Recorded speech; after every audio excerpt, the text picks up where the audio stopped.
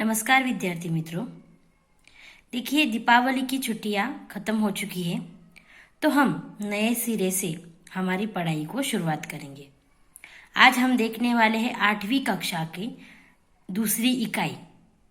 8वीं कक्षा की दूसरी इकाई और उसमें पहली जो कविता है।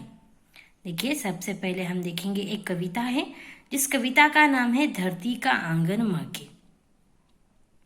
धरती यानी क्या? हमारी पृथ्वी। धरती का आंगन महके। देखिए, ये हमारी कविता का सुंदर सा नाम है। तो सबसे पहले हम देखते हैं, इस कविता को लिखा है डॉक्टर प्रकाश दीक्षित, जो कविता के कवि कवर हैं। देखिए, उनका नाम है डॉक्टर प्रकाश दीक्षित। इन्होंने बहुत ही सुंदर सी कविता यहाँ पे प्रस्तुत की है। तो इस कविता को हम देखेंगे। उसके पहले हम इस कविता के जो कवि हैं, जिनका नाम है डॉक्टर प्रकाश दीक्षित, इनके बारे में कुछ जानकारी हासिल करते हैं।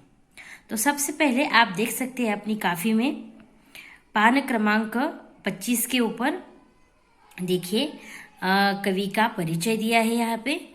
तो सबसे पहले कवि का जन्म हम देखते हैं। कवि का जन्म 1929 में इटावा, उत्तर प्रदेश के इटावा में 1929 को हुआ। अभी देखते हैं उनकी मृत्यु जो है 2012 में, उनकी मृत्यु 2012 में हुई है। अभी हम कवि के बारे में कुछ परिचय करते हैं। देखिए यहाँ पे, आजीवन अध्यापक रहे डॉक्टर दीक्षित जी अर्चना, मणिप्रभा, ज्ञानार्जन आदि पत्रिकाओं के संपादक रहे। जो हमारे कवि हैं, जिनका नाम है डॉक्टर प्रकाश दीक्षित, वो अध्यापक थे। साथ ही साथ मणिप्रभा, अर्चना, ज्ञानार्जन, इन तरह की कुछ पत्रिकाओं के वो संपादक रहे। अमर उजाला समाचार पत्र में पत्रकारिता भी की। अमर उजाला इस समाचार पत्र में उन्होंने पत्रकारिता का भी काम किया है। आपकी रचनाएं विविध पत्र पत्रिकाओं की शोभा बढ़ाती रही। इनकी जो रचनाएं हैं, इनकी वजह से पत्र पत्रिकाओं की शोभा बढ़ती रही।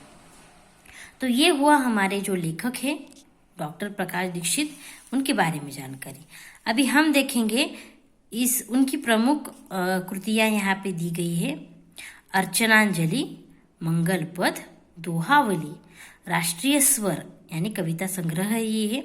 इस तरह की उनकी प्रमुख कृतियां बहुत ही ज़्यादा प्रसिद्ध है। उसके बाद हम आप देखेंगे इस पद्य के संबंध में कुछ जानकारी, यानी इस कविता के बारे में कुछ सारांश यहाँ पे बताया गया है कि ये जो कविता है धरती का आंगन महके, प्रस्तुत नई कविता में कविवर डॉक्टर दीक्षित जी ने कर्म, ज्ञान एवं विज्ञान की महत्ता स्थापित की गई है। देखिए यहाँ पे डॉक्टर दीक्षित जी ने बताया है कि हमने कर्म, ज्ञान और विज्ञान से बहुत ही ऊंचे पद पर हम पहुंच चुके हैं। हमने बहुत ही ज़्यादा प्रगति कर ली है। आपका कहना है कि हम ज्ञान विज्ञान के बल पर भले ही आसमान को नाप लें, परंतु विनाशक शस्त्रास्त्र से मानवता को बचाना भी आवश्यक है।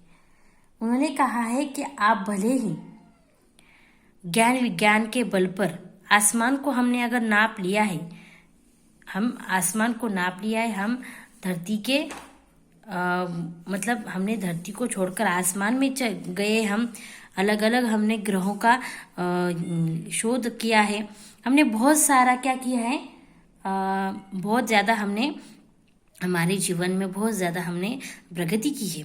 लेकिन शस्त्रास्त्र से मानव को बचाना भी आवश्यक है।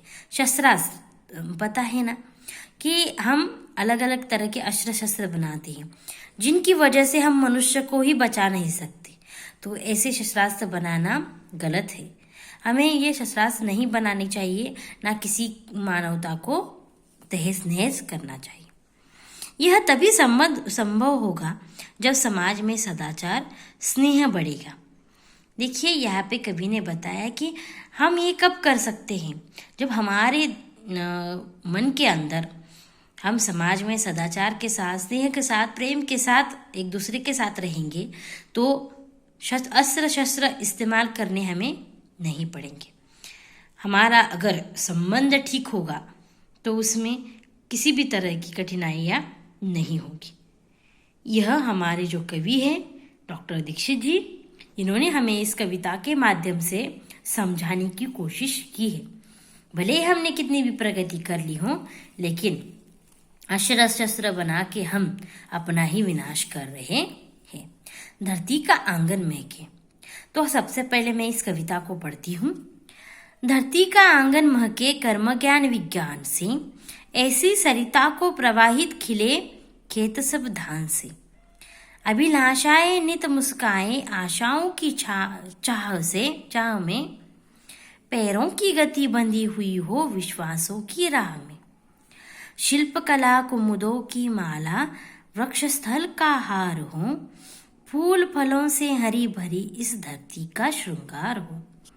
चंद्रलोक या मंगल ग्रह पर चढ़े किसी भी यान से, किंतु न हो संबंध विनाशक असरों का इंसान से। सांस सांस जीवन पट बुनकर प्राणों का तन ढांक दी, सदाचार की शुभ्र शलाका मन सुंदरता आंक दी। प्रतिभा का पैमाना मेधा की ऊंचाई नापता, मानवता का मीटर बन मन की गहराई नापता। आत्मा को आवृत कर दे स्नेह प्रभात परिभान से, करे अर्चना हम सब मिलकर वसुधा के जयगान से।